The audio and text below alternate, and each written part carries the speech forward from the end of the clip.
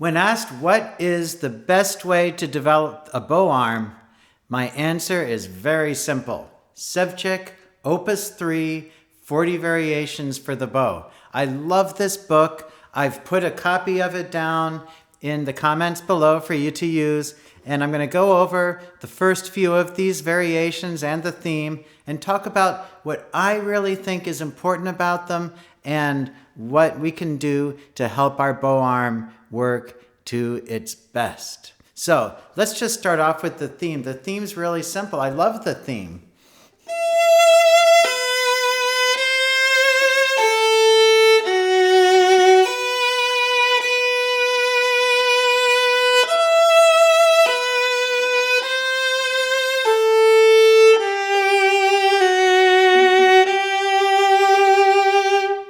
What do I love about that? Well, it's just a simple, easy theme. It's slow. It plays nice long notes. It's on the upper strings. So it's number one, a great way to warm up your bow arm. And number two, a great way to what I call feeling the cushion of the bow. You see, our bow is concave like this. In other words, it goes like this, like a U. And that means that with this nice Pernambuco wood that I have a lot of spring here, that means I can just sink into the bow, kind of like sinking into a nice comfortable mattress. So when I'm bowing, I like to really feel that sinking feeling in the bow, and this is where I develop that, by sinking into the middle of the bow.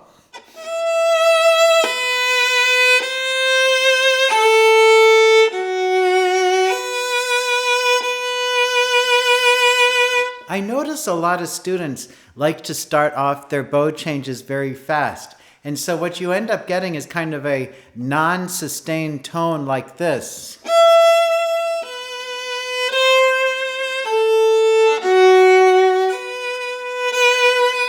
And then it doesn't really sound that pretty. So what I try to do here when I practice this is to kind of have a nice steady upward climb, a crescendo, if you will, and I try to keep the sound sustained so that it starts off kind of medium, but starts going up and up and up, and I keep on raising my level by adding a little bit of pressure and keeping my spongy bow feel.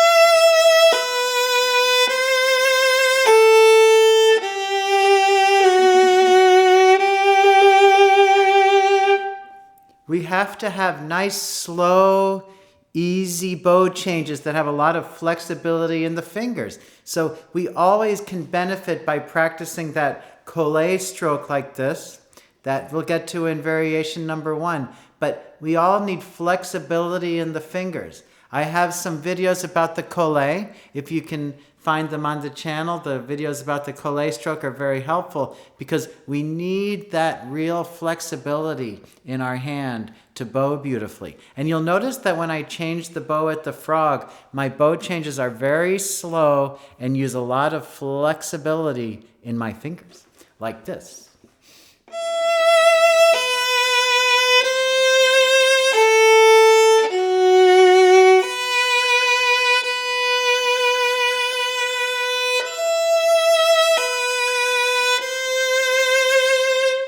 Like so. Now let's go to variation number one. I love variation number one. The way that I operate is that I do use the collé stroke here, and I only use my fingers and some wrist. So I play the whole thing without really ever moving my arm. Let me show you.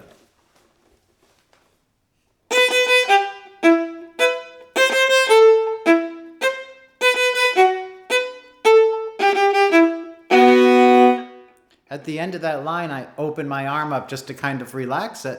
But you can see here, my collé stroke is just using the fingers. Now when I cross the string, I use my fingers and my wrist.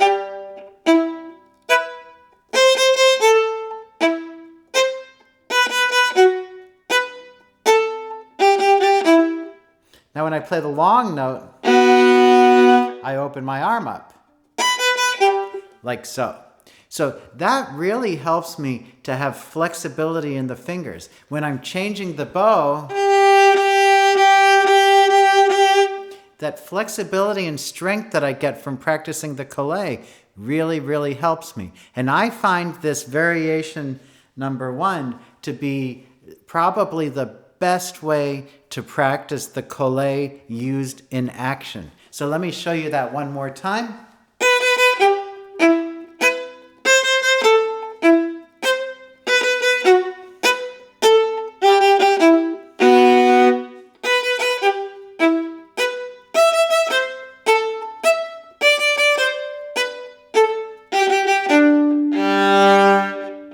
Like so. I'm not going to play the whole variation because that way we can get to more variations. But you can see that I really work my fingers on this.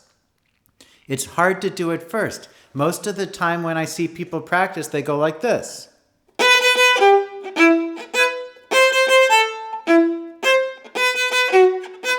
But really the purpose here is to get those fingers working and flexible. You don't always need to use your fingers when we're playing, but you do need that flexibility and strength that we really can get by using the collé stroke. Now moving on to variation number 2, this one has a little note in here that says to play spiccato. So that means the bow is going to be off the string, but how do we do that in this case? I'm not going to play this one too fast. I like to play it slower to have more control. The faster that I play a spiccato, the less control it gets. The slower that I play the spiccato, the more control that I use. And so what I'm going to do is I'm going to originate each spiccato stroke from on the string so that I'm not just going to bounce the bow because I don't think that sounds too good. I'm going to start each bow stroke from on the string and use a combination of finger, wrist, and arm to get my bow to easily come off the string. So if I did one stroke, if I start on the string, where does the bow want to go? It wants to go off the string, so I pull the bow and it goes off the string. So that's my idea of that spiccato stroke. So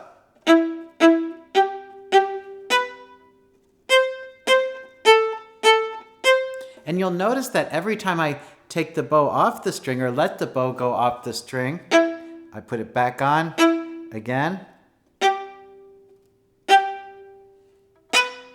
If you really want to practice this well, go really slowly, just like I'm doing now, and feel every note start from the string and go off the string.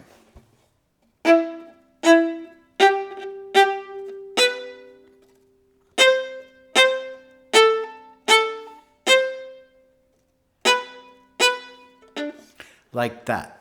And I'm going to show you if I go a little bit faster, you'll see the same motion in action, but it will be going a little bit faster. And I will have total control over my spiccato, which is exactly what I want.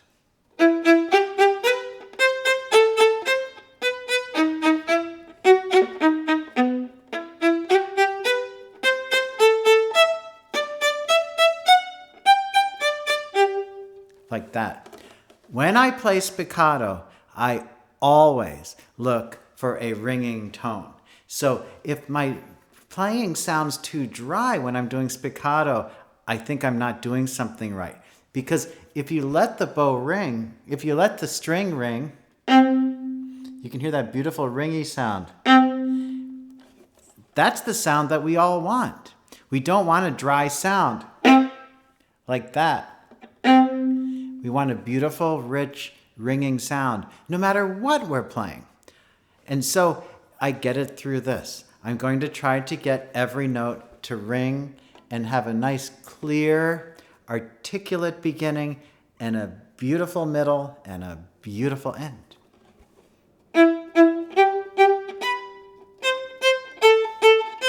That last note in the first measure to me was not there because I kind of didn't get the sound to ring, so I'm going to have to work a little bit harder.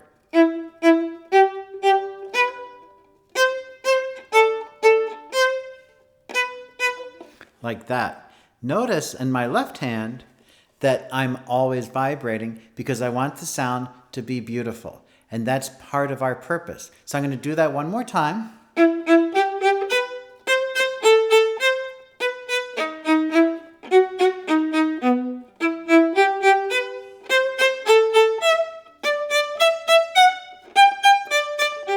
Like that. Now, just a word of advice, and that would be, don't beat yourself up. If you can't do it well, just keep trying. Slow down. A lot of times when we can't do something, we panic and we try to go faster. But when I can't do something, I slow down and then I feel what it feels like to do it correctly or to do it well, and then I can go faster. So always remember, it's a process. For some people, playing the spiccato stroke like this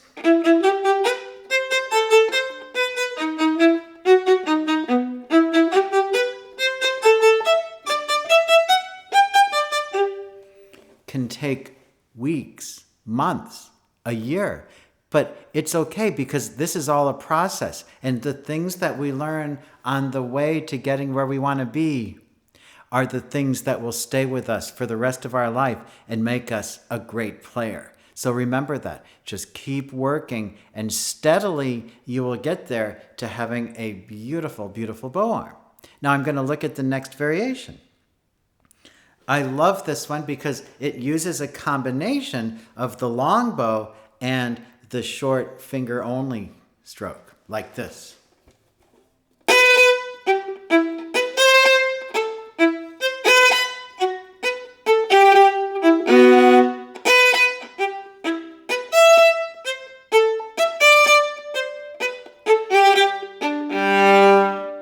And you notice I always try to make the string ring and to make a beautiful sound. Now you'll see the two long notes. I work hard to get a straight bow. Short on the string, like that. Now long again.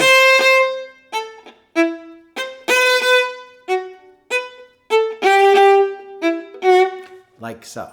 Now let's go to the next variation. Well, variation 4 is really, really difficult for me. It's 3 up bow notes and then 5 down bow notes. So I'm going to use a lot of wrist and finger. I'm going to try to originate from the string. I'm going to try to get a great sound, and I'm going to try to have every note ringing. So let's see what we can get here.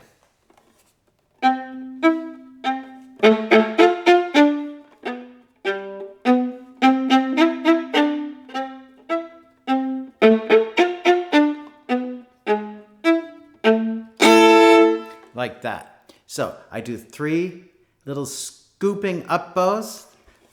I always think I'm scooping ice cream with a spoon. When I do the down bows, I try to seat my hand down as low as possible. I start on the string for each stroke. How do I practice this? I go slowly.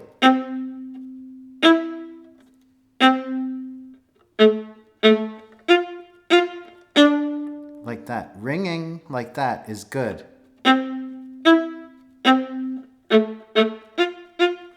You can see that my arm motion is very little, and I keep my shoulder relaxed. Like that. And I originate every bow stroke from the string. So that's a difficult one and fun to practice. And finally for today, let's go to variation number 5. Number 5 is great. It's kind of a combination of all those things. I have a slur, and then a short note, and then a long note, and I repeat that.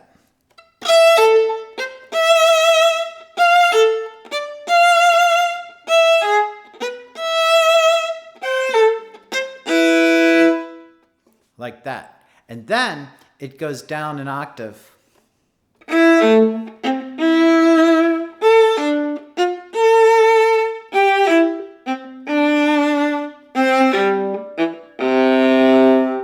I always wonder, I have three things here. I have the slur, I have the short note, and the long note. I have an objective for each one of them. When I do the slur, I want both notes clear and a good solid sound at the beginning.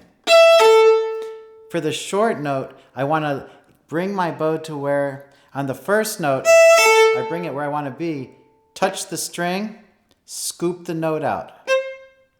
Keep my hand in that position and draw a beautiful sound. Like so.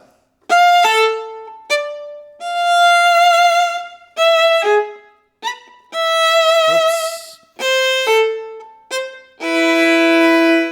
Just like that. So you can see there's a lot to think about when we play this Sevcik. It's not only playing the notes, it's thinking about what we're doing. Well, I think that tells you a lot about Sevcik opus number 3. There's so many variations. I'll do a few more at some point. But if you get the book, you can kind of figure out from that base that I just gave you what you need to do with each of these things. So until I see you the next time, happy practicing.